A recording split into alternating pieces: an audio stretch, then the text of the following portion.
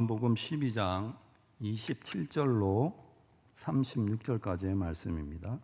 요한복음 12장 27절로 36절까지 말씀입니다.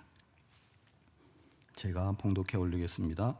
하나님의 말씀을 들으시기 바랍니다. 지금 내 마음이 괴로우니 무슨 말을 하리요? 아버지여, 나를 구원하여 이때를 면하게 하여 주옵소서. 그러나 내가 이를 위하여 이때에 왔나이다. 아버지여, 아버지의 이름을 영광스럽게 하옵소서 하시니, 이에 하늘에서 소리가 나서 이르되, 내가 이미 영광스럽게 하였고 또다시 영광스럽게 하리라 하시니, 곁에 서서 들은 무리는 천둥이 울었다고도 하며, 또 어떤 이들은 천사가 그에게 말하였다고도 하니, 예수께서 대답하여 이르시되, 이 소리가 난 것은 나를 위한 것이 아니요 너희를 위한 것이니라. 이제 이 세상에 대한 심판이 이르렀으니 이 세상의 임금이 쫓겨나리라. 내가 땅에서 들리면 모든 사람을 내게로 이끌겠노라 하시니, 이렇게 말씀하심은 자기가 어떠한 죽음으로 죽을 것을 보이심이로라. 이에 무리가 대답하되, 우리는 율법에서 그리스도가 영원히 계신다 함을 들었거늘 너는 어찌하여 인자가 들려야 하리라 하느냐? 이 인자는 누구냐? 예수께서 이르시되, 아직 잠시 동안 빛이 너희 중에 있으니 빛이 있을 동안에 다녀 어두움에 붙잡히지 않게 하라. 어두움에 다니는 자는 그 가는 곳을 알지 못하느니라. 너희에게 아직 빛이 있을 동안에 빛을 믿으라. 그리하면 빛의 아들이 되리라. 예수께서 이 말씀을 하시고 그들을 떠나서 숨으시니라. 아멘. 하나님의 말씀입니다.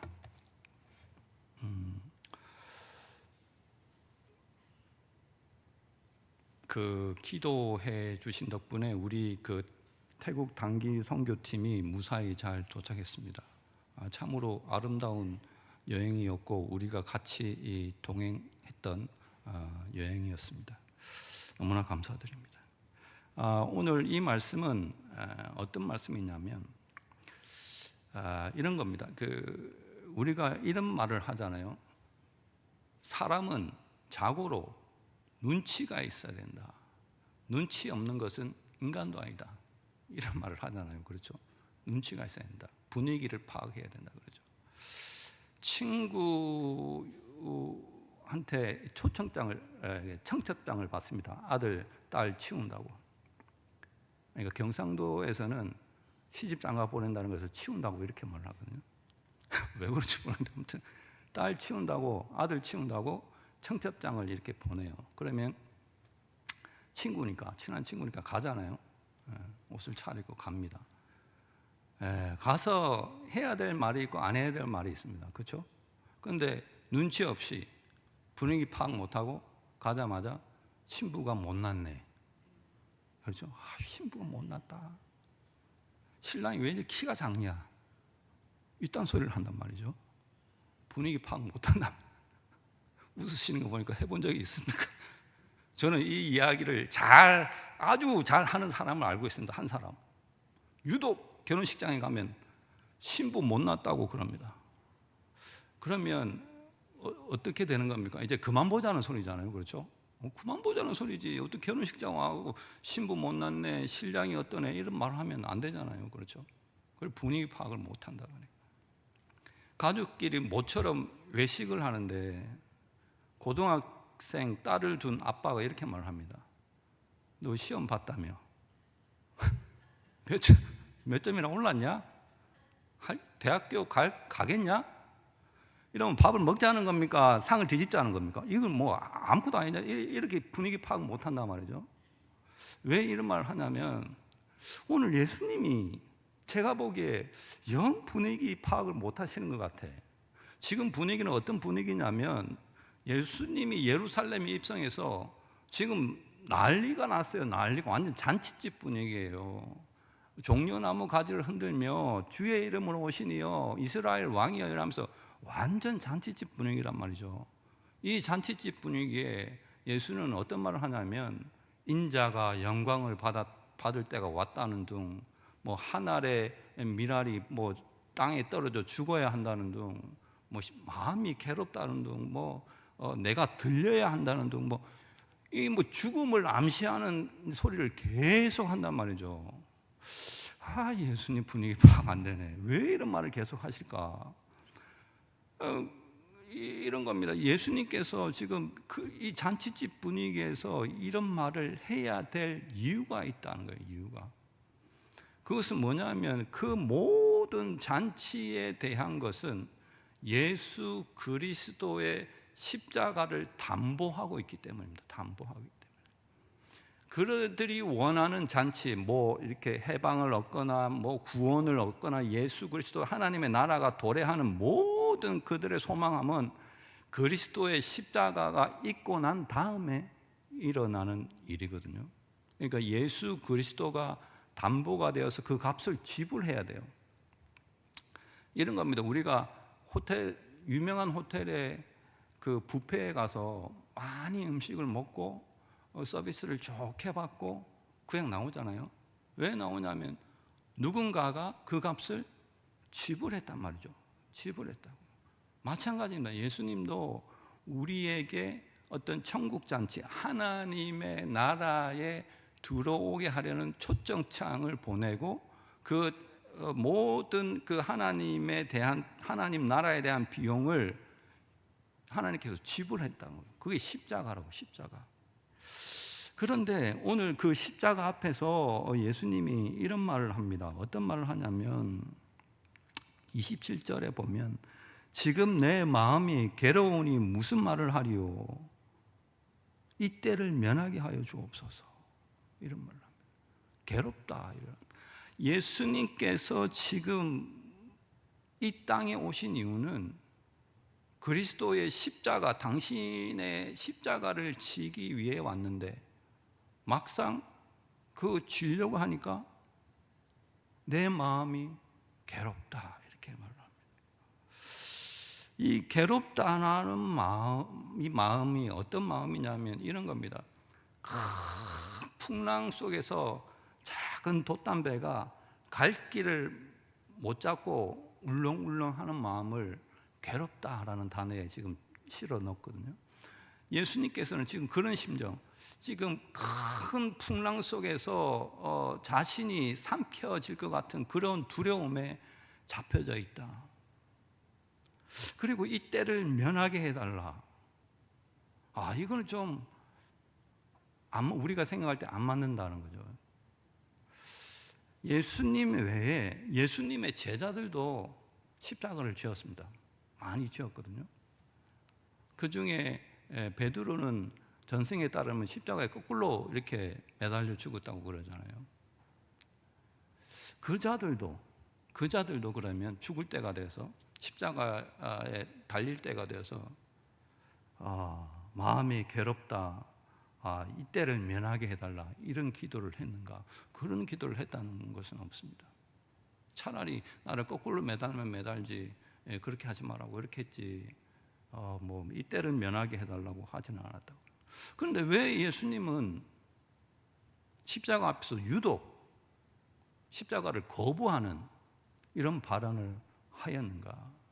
한번 생각해 봐야 됩니다. 주님이 지금 지고자 하는 십자가는 제자들이 지었던 십자가, 그리고 수많은 죄인들이 지었던 십자가하고 차원이 다릅니다. 차원이.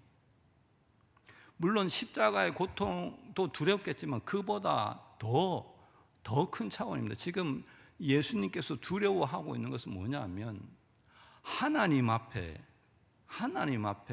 세상 모든 죄를 진 한 사람의 죄인으로서 쓰는 것이 가장 두려운 겁니다. 예수님은 하나님과 동등됩니다. 동등. 본질상 하나님과 동등된 본체를 가지신 분입니다. 한 번도 하나님 밖에서 나간 적이 없고 하나님 안에 있었고 하나님도 예수 안에 있었습니다. 하나님과 분리된 적이 없었습니다. 그러나 이때만큼은 십자가를 져야 하는 이때만큼은 하나님과 분리가 됩니다. 하나님의 아들로서가 아니라 죄인으로서 쓰게 되는 것입니다. 그 모든 사람, 이 땅의 모든 범죄를 짊어질 수 있는가? 그 범죄의 무게를 우리가 가늠할 수 있는가? 가늠 못합니다.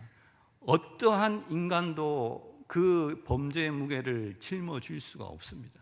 그래서 하나님만이 할 수 있기 때문에 하나님만이 그 육신을 입고 오신 겁니다. 그리고 그 하나님의 진노, 세상 모든 죄를 벌하고자 하는 하나님의 진노를 과연 감당할 수가 있겠는가? 없습니다. 오직 하나님만이 감당할 수가 있습니다. 그러나 그 하나님의 진노를, 그런 죄의 무게를 하나님조차도 피하고 싶은 겁니다. 그만큼 우리의 죄가 무겁고 하나님의 진노가 두렵다는 것을 말하고 있는 것입니다.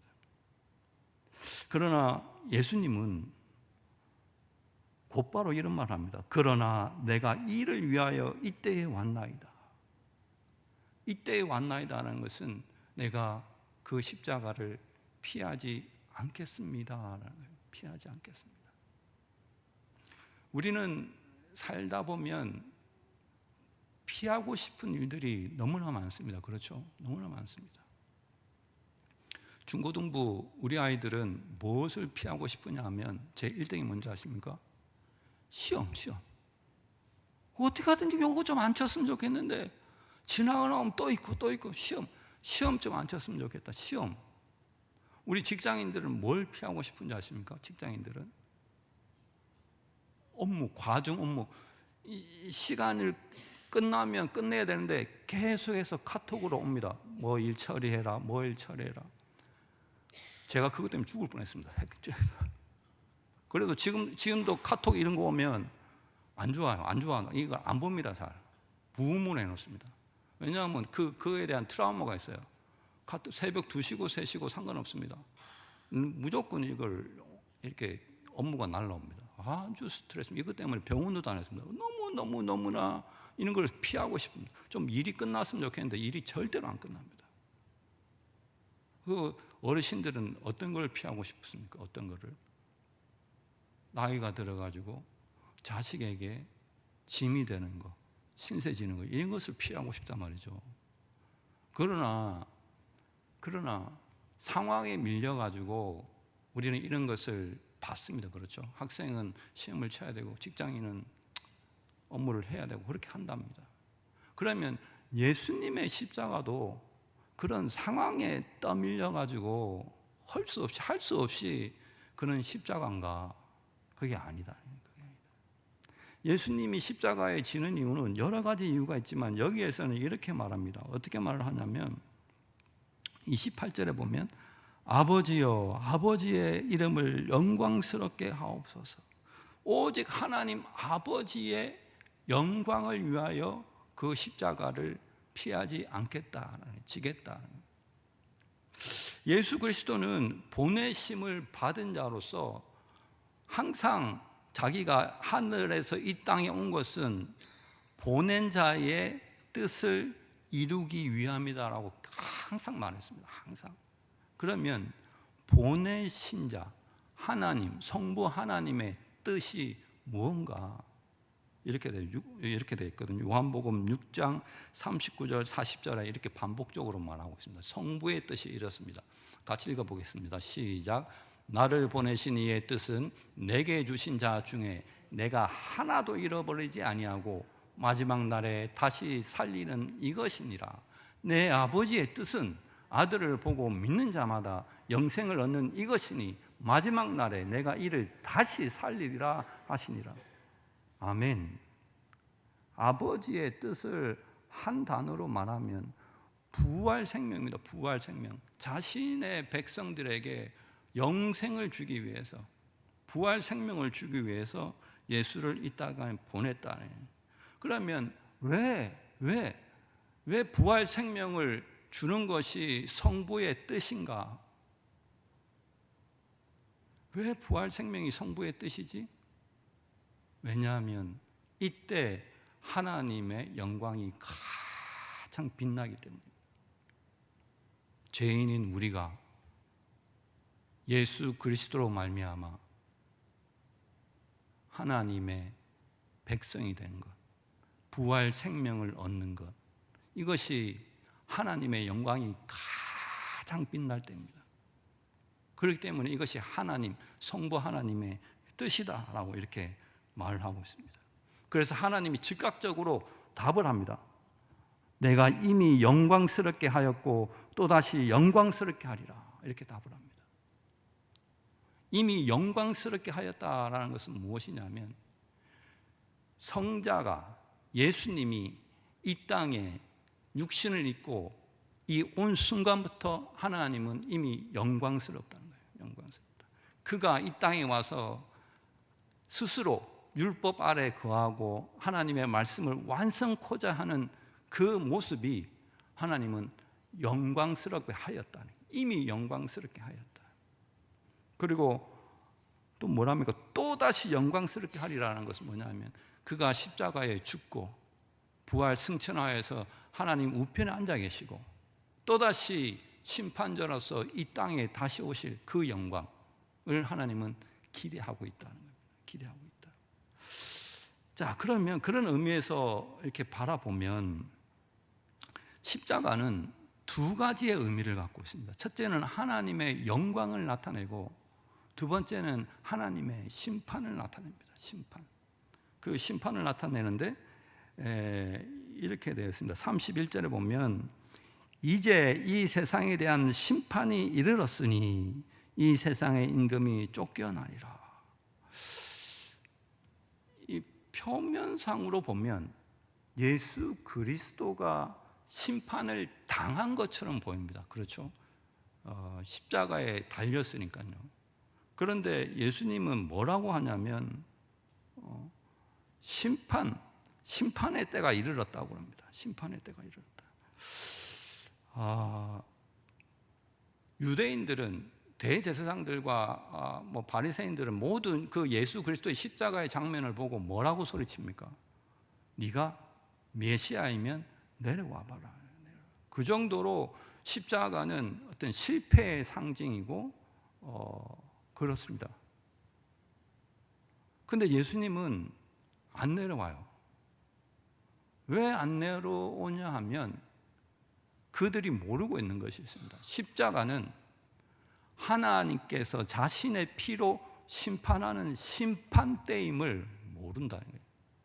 지금 예수님이 땅에서부터 들려가지고 심판대에 앉아있다는 거예요. 자신의 피를 걸고 누구든지 이 피를 믿으면 내 자식이 되고, 누구든지 이 피를 모욕하는 자는 영원한 형벌에 처하겠다는 하나님의 엄중한 심판이 십자가 위에서 진행되고 있는 것입니다. 자, 그러면 이 하나님 앞에서 그 예수 그리스도의 십자가를 믿는 자는 하나님이 어떻게 하시겠냐고 하면 이렇게 말을 합니다. 내게로 이끌겠다라고 말씀을 하시거든요. 32절 보면, 내가 땅에서 들리면 모든 사람을 내게로 이끌겠노라, 이렇게 말을 합니다. 이끈다 이 동사는 그냥 이끈다 이렇게 이끈다는 거 아니고 사람의 힘이 들어가는 의지적 동사입니다. 의지적 동사. 베드로가 그물을 이렇게 당길 때 이 단어를 쓰거든요. 이끈다. 이 말은 무슨 말이냐면, 하나님이 의지적으로 너희를, 당신의 백성을 당신에게로 이끌겠다는 겁니다. 언제? 지금도 그렇다는 거예요.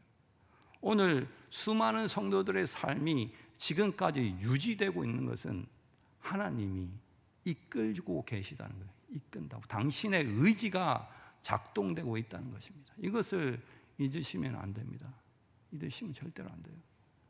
베드로가 그물을 끌듯 예수님은 우리의 삶을 사망과 시험 가운데서 끌고 있습니다. 끌고 있어요. 그리고 우리를 해하는 그 어떤 세력도 침범하지 못하게 성령의 검으로 그것을 차단하고 있는 것입니다. 이런 예수님의 이끄심, 이런 이끄심은 우리에게 살아갈 이유가 됩니다. 이유가. 그러나 반대로 그럼에도 불구하고 그리스도의 십자가 앞에서 그의 피를 부인하는 자는 어떻게 되는가? 어떻게 되는가? 36절에 이런 말을 합니다. 너희에게 아직 빛이 있을 동안에 빛을 믿으라. 그리하면 빛의 아들이 되리라. 예수께서 이 말씀을 하시고 그들을 떠나서 숨으십니다. 숨는다라는 말이 나옵니다. 숨는다. 그 말은 무슨 말이냐면 이제 시간이 됐다. 타임 아웃이다.